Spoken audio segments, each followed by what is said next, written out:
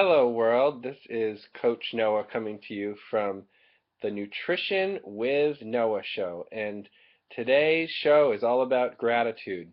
When you think about an idea like gratitude, first of all, I think about when I was introduced to it as it being a big, important idea in my life. And I believe that there's been a current of gratitude that's flowed through my life, a sense of appreciation, of love, of joy, the kinds of experiences that I have when I'm in touch with the blessings and having enough in my life. But there was a point at which I was introduced to a little book. It was a little green book that I was introduced to by my mentors and my friends, Rebecca Fine and Amy Posner. And it was in September of 1999 when I was visiting them at their beautiful new house on the coast of Puget Sound in Olympia, Washington. And that summer, Rebecca had started an online study group for the science of getting rich. And they gave me this copy. I feel so grateful today to still have the copy of the book that they gave me. And as I read it, I came across my favorite chapter, which is chapter 7. And the chapter 7 is actually called Gratitude.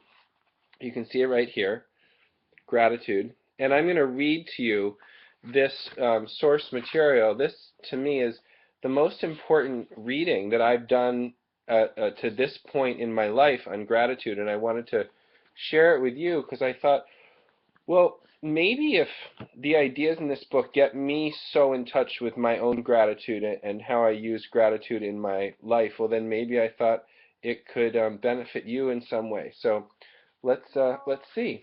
Gratitude. And this is by Wallace, who wrote this book around the early part of the 20th century, just to put the kinds of language that he's using into historical perspective. The illustrations given in the last chapter will have conveyed to the reader the fact that the first step toward getting rich is to convey the idea of your wants to the formless substance. This is true, and you will see that in order to do so, it becomes necessary to relate yourself to the formless intelligence in a harmonious way. To secure this harmonious relationship is a matter of such primary and vital importance that I will give some space to its discussion here. I will give you instructions which, if you follow them, will be certain to bring you into a perfect unity of mind with God. The whole process of mental adjustment and attunement can be summed up in one word: gratitude. First, you believe that there is one intelligent substance from which all things proceed. Secondly, you believe that this substance gives you everything you desire. And thirdly, you relate yourself to it through a feeling of deep and profound gratitude. Many people who order their lives rightly in all other ways are kept in poverty by their lack of gratitude.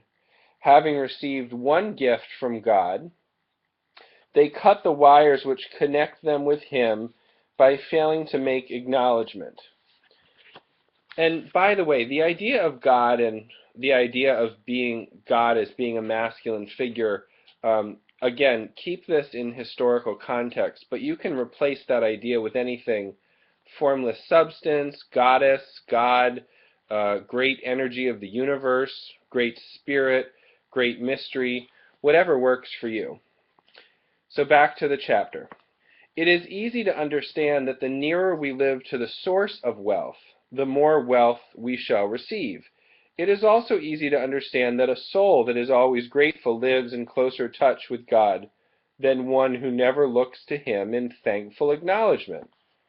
When good things come to us, the more gratefully we fix our minds on the supreme power, the more good things we will receive, and the more rapidly they will come.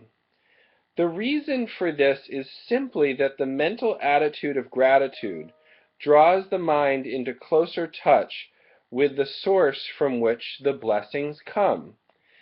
If it is a new thought to you that gratitude brings your whole mind into closer harmony with the creative energies of the universe, consider it well, and you will see that it is true. The good things you already possess have come to you because of certain laws. Gratitude will lead your mind out along the ways by which things come, and it will keep you in close harmony with the creative thought and prevent you from falling into competitive thought. Gratitude alone can keep you looking toward the infinite and prevent you from falling into the error of thinking that the supply of riches is limited. And to think that would be fatal to your hopes. There is a law of gratitude, and if you are to get the results you seek, it is absolutely necessary that you should observe this law. The law of gratitude is the natural principle that action and reaction are always equal and in opposite directions. The grateful outreaching of your mind in thankful praise to the supreme power is a liberation or expenditure of force. It cannot fail to reach that to which it is addressed. And as a result, God responds with an instantaneous movement toward you. Draw nigh unto God, and he will draw nigh unto you. That is a statement of psychological truth. And if your gratitude is strong and constant, the reaction in the formless substance will be strong and continuous. The movement of the things you want will always be toward you.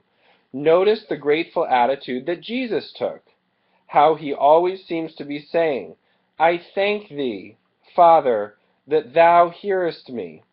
You cannot exercise much power without gratitude, because it is gratitude that keeps you connected with power. I'll say that again.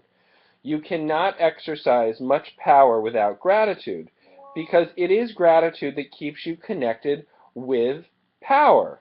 But the value of gratitude does not consist solely in getting more blessings in the future.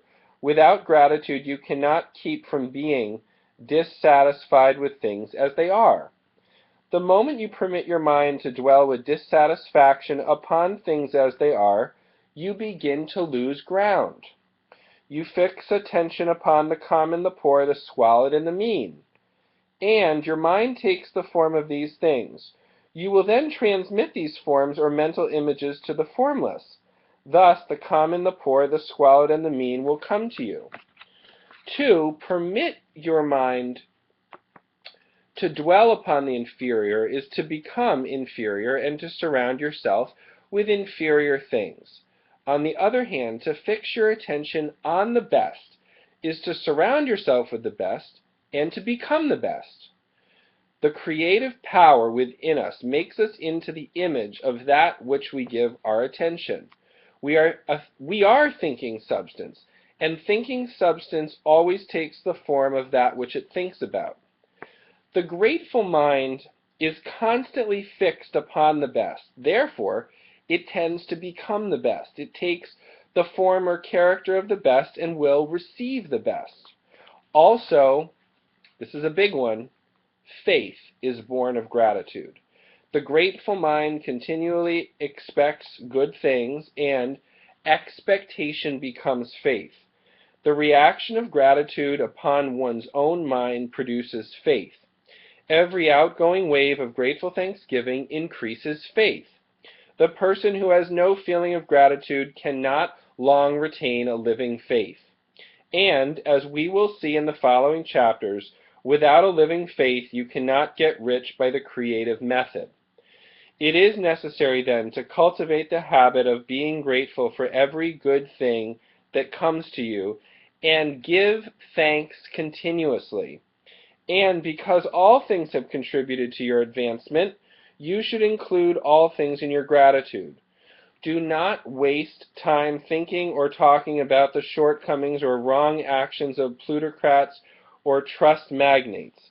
Their organization of the world has made your opportunity. All that you have received really has come to you because of them. Do not rage against corrupt politicians. If it were not for politicians, we should fall into anarchy, and your opportunity would be greatly lessened. God has worked a long time and very patiently to bring us up to where we are in industry and government, and He is going right on with His work. I believe that He will do away with plutocrats, trust magnates, captains of industry, and politicians as soon as they can be spared, but in the meantime they are very necessary. Remember that they are helping to arrange the lines of transmission along which your riches will come to you. Be grateful to them. This will bring you into a harmonious relationship with the good in everything, and the good in everything will move toward you. That's from Chapter 7 of The Science of Getting Rich by Wallace Wattles, or Wallace D. Wattles. You can get your copy of this book at Rebecca Fine's website, scienceofgettingrich.net. That's www.scienceofgettingrich.net. I'd love to hear your thoughts on what you're grateful for today, who you're grateful for today, how you experience the creative aspect of gratitude, how it helps you be creative, powerful, and faithful in your life. So have a great day. Thank you for watching the Nutrition with Noah show.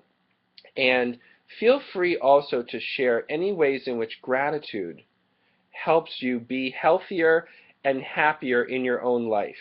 I'll be reaching out to some of you individually to see about creating videos of how gratitude helps you be healthier and happier in your own life to feature on the Nutrition with Noah show. So we look forward to hearing from you, look forward to being in touch with you. Have a very grateful day, and we'll talk to you soon. Take care.